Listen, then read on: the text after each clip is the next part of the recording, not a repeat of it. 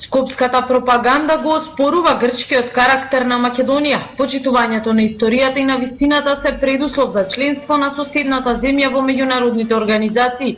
Никогаш нема да направиме отстапка. Грчкиот претседател уште еднаш соостри пораки, обвинувања и закани до Македонија. Овој пат од Кавала, каде што беше прогласен за почесен граѓанин.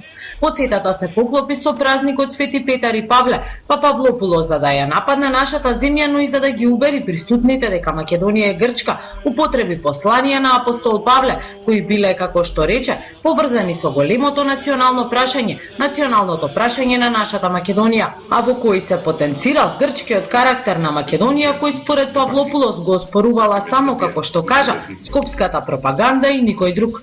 Το πρώτο λοιπόν δίδαγμα είναι ότι ακόμα και ο Απόστολος Παύλος προς την Φιλιππισίους επιστολή διδάσκει, τεκμηριώνει ιστορικά την ελληνικότητα της Μακεδονίας. Ας μην φανταστώ λοιπόν κάποιοι θα κουραστούμε να τους λέμε πάντοτε ότι δεν θα υποκύψουμε σε αυτή την προπαγάνδα. Ούτε πρόκειται ποτέ να κάνουμε ουδεμία έκπτωση στο ζήτημα αυτό. Εντός και εκτός Ελλάδας. Και σε ό,τι αφορά τη συμμετοχή του γειτονικού κράτους στα διεθνή φόρα. Όρος απαράβατος να σεβαστούν την ιστορία, να σεβαστούν την αλήθεια. А за спорот со името говореше и со партиецот на Павлопулос, лидерот на Неа Демократија на состанокот на Европските народни партии.